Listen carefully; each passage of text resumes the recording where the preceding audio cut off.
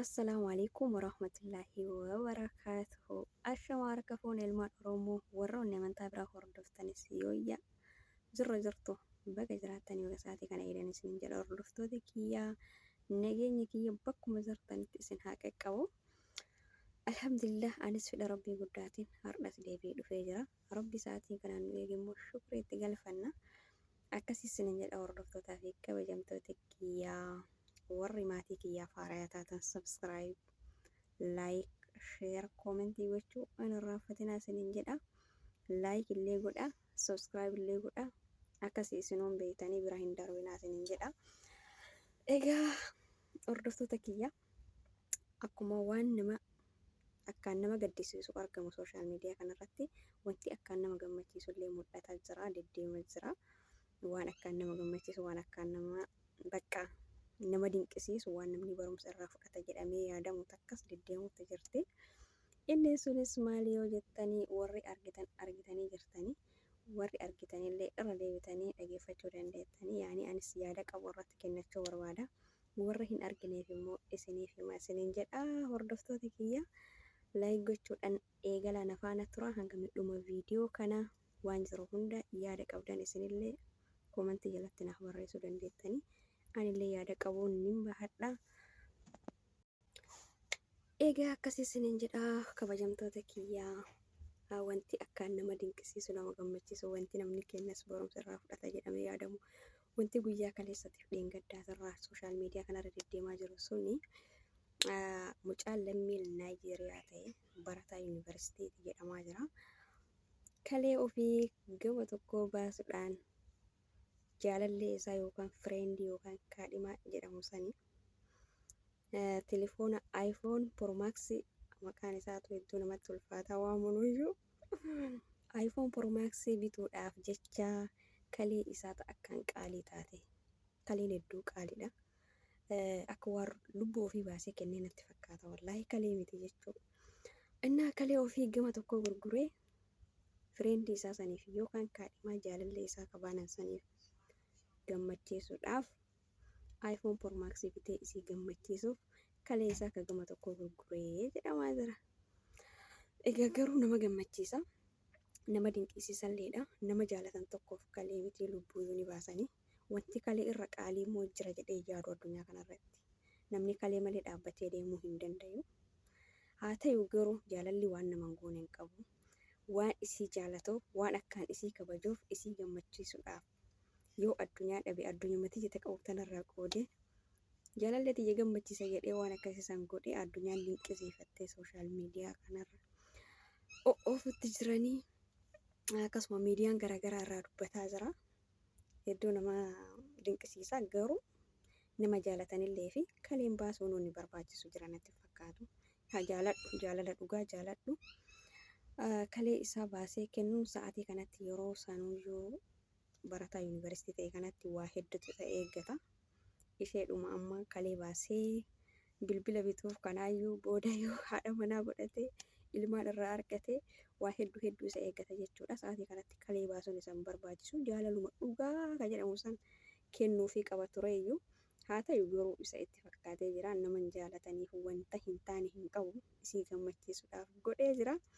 Baga godhee dhiironni keenya hoo maalirraa barattu? Muhammaduun teenya maalirraa baratti? Akkasuma Faaxoochiin teenya maalirraa barattanii isiniin jedha uummata kanarra. Wallaahi hedduu barumsa guddaa namaa ta'a. Kaleellee walii baasuu baatan garuu jaalala dhugaa isa jedhamu san jaalala qulqulluu ka sobni jirre ka sobni takka keessa hin jirre.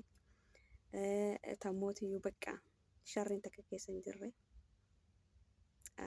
Mucaa kanarraa arge jechuudha wallaahi hedduu na dinqisiise dhugaa dubbachuuf.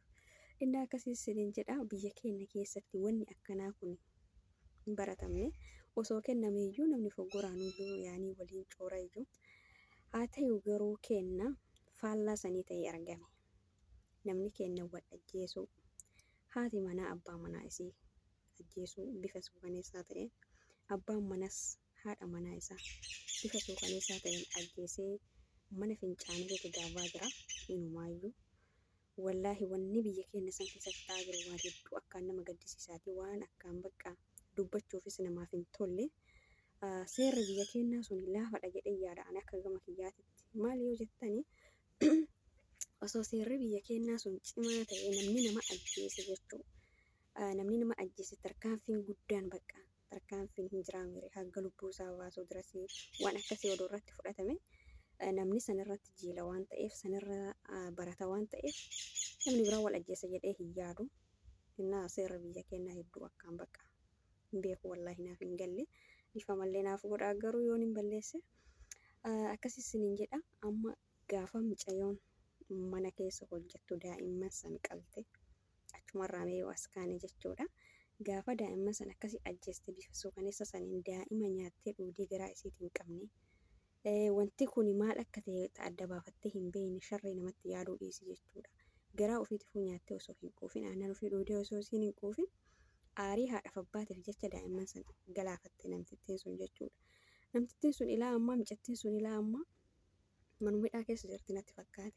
Murtiin gahaan ittiin kennamne osoo itti kenname silaa sooshaal miidiyaa kanarratti agarra garuu waan itti kenname natti fakkaatu. Gaafa san akkasitti uummanni hiriira yaa'ee booyanii akkamitti arguu dhaba mootummaan hinuma arga jedhee yaada. Murtiin gahaan osoo intala sanitti kenname itti deddeebi'ee namoonni bakka biraatitti illee waliin ajjeesanii ammallee ajjeechan kun akkuma itti fufetti jira. Guyyarraa namumatu nama ajjeesaa, jaartiin jaarsa ajjeefti, jaarsi haadha manaa isaa ajjeesaa. Akka biyya keenyaa sun wallaahi waan dubbatanii waan dhiisanillee miti waan akkaan nama jibbisiisuudha. Haraa mootummaan kan amma laaluu qaba. Nama ajjeesu kana dhugaa sirriitti laaluu qaba. Ana akka gama kiyyaatti akkas jedhee yaada. Akkasii isiniin jedha hordoftoota kiyya. Egaa akkasii namni nama ajjeese akka salphaatti ilaalamuu hin qabu. Namni yoo namatti aare bakka namatti aare san ajjeese mana hidhaa keessaa galmee isaa taa'ee barbaada. Kun immoo gocha sirrii miti wallaahi gocha sirrii miti akkaan waan nama jibbisiisudha. Mootummaan wanta kana laalee wanti gahaa murtii gahaa warra nama ajjeesu kan murtii gahaa ta'e kennuufii qaba jedhee yaadaan akka gama kiyyaatitti jechuudha. Namni boodamaayyuu walitti hin deebi'u. Kunis kan hin ajjeesu sunis hin ajjeesu. Akkasii hundaafuu kana maa laaffisu rabbumaa rabbiin nu haa laaffisu waan akkanaa kana zaban akkamii keessa akka jirru mooji nu haa laaffisu bicha. Namni wal jaalatu akka wal jaalatu wal ajjeesu maaliif barbaachisa? Hinaaffan tokko sini jira. Hinaaffan daangaa tare jechuudha. Wallaahi hinaaffama kana naaf fakkaate wanni nama fixaa jiru. Haa ta'u garuu hinaaffa sanillee salphisuun xiqqeessuun baay'ee akkaan barbaachisaadha. Hinaaffan akkuma miidhaa qabu akkuma faayidaa qabu miidhallee qaba. Innaa faayidaan isaa maali yoo jettan haati manaa takka abbaa manaatiif yoo hinaafnellee gaarii miti. Hinaaffaa daangaa tare san odoo hin taane baqqaan jiraa mire jaalalaaf jechuudha. Jaalala keessatti hinaaffan inuma jira. Garuu hinaaffan daangaa tare sun wanti guddate sun jechuudha. Miidhaa namarraan gayaa hanga lubbuu namaa baasuu dirasii ta'a. Ana dhiistee akkamitti gara biraa deemtiin takkallee hin dhufa. Yoo mootiyyuu jaarsa manatti dhiisanii olii gadi deemanillee ta'e akkasuma haati manaallee abbaan manaallee haadha manaatitti hinaaffaa isaa xiqqeessuu qabaa jedhee yaadaan akka gama kiyyaatitti. Haati manaallee xiqqeessuu qabdi. Lubbuu wal baasuun hin barbaachisu. Uummata ollaa keenyatti irraa haa barannu. Kun wanti amma ta'e kun mucaan kun as ollama kennan Naayijeeriyaadha. Lammii Naayijeriyaati jedhamaa jira. Akkanatti jaalalaaf waliif booji'aman wallaahi waan hedduu takkadas nama jedhu waan hedduu nama dinqisiisu. Kalee baasuun isallee sirrii miti garuu jaalalaaf jecha akkas gochuun isaa waan baay'eedas nama jedhudha. Kennammoo jibbaaf jecha wal cicciranii shintibeetii keessatti wal darbaa jiranii. Ibin walumallee awwaaluun hafee jechuu awwaalchumallee seeraan nama awwaaluun hafee kun manuma keessatti qotee awwaalaa jira. Haati manaa dhiyeenya kana abbaa manaatii manuma keessatti qotee awwaaltee itti baafame jedhamaa jira. As dhiyeenya kana mootiyyuu kabiraa kan haadha manaa isaa ajjeese cicciree mana fincaaniitti darbee jedhamaa jira. Gara jabeenya guddaadha kun wallaahi gara jabeenya guddaadha. Yooma aarillee gootee ajjeese wanti akkasitti ciccireetiin hin darbuun isaa gahee waan jiru natti fakkaatu. Erga duutee jirti. Wayi achitti ol jetti wanni akkasitti cicciramuuf hin jiru. Baay'ee walitti garaa jabaachuu irraa ka'e kun hundi jechuudha. Innaa egaa akkasii kun hunduyyuu mootummaa biratti numa dhiyaata jedheetuma yaada. Harka seera mootummaa jalatti numa dhiyaatanii garuu murtiin gahaan yoo itti hin fudhatamne namni keenya kun wal ajjeesitti itti fufaa jira. Lammiin teennata buqqa'an immoo akkasumatti kun buqqa'anii kun hongeedhaan dhumaa jiran nuuyyuu garaa nu dadhabee jira. Deebi'anii ofii isaaniitii yoo wal ajjeesan immoo waan akkaan nama gaddisiisaati. Seenaan kun baduu qaba jedhaan wallaahi dhaloonni nu duuban dhufan maal irraa baratu? Maal irraa baratan? Waluma ajjeesaatuma deeman jechuudha. Sunneenis waluma ajjeesaa deemanii ajjechaan babal'ataatumaan deema. Ajjechaan haadha manaatiif abbaan manaa haadha manaa ajjeesuu, haati manaa abbaa manaa ajjeesuu kun dhaabbatuu qaba amma kan akka hiriiratti yaa'an wallaahi. Inni akkasii akka inni itti dhaabbatu yoo mootummaan nama ajjeesisan amma dhiyeenya kana haati manaa abbaa manaa ajjeefte. Abbaan manallee haadha manaa ajjeese jedhame san murtiin gahaan jechuu warra nama ajjeese warra seera jala oole san murtiin gahaan bakka murtiin gahaan akka namni irraa baratutti yoo itti murtaa'e ni dhiisa jedhanii yaadaan namni wal ajjeesuu kanarraa. Rabbiin caalaa mootummaa sodaataa jira namni. Hanga rabbiin hin sodaannellee irra caala mootummaa sodaatanii innaa nu ajjeesan jedhanii baay'ee sodaatan waan ta'eef murtiin gahaan itti fudhatamuu qaba. Gochi kun sirrii miti. Daa'imman waan beekne dhumaa jirti. Haati manaatiif abbaan manaa wal fixaa jira. Maaliif taa'ee ilaala mootummaan hanga kana mulu?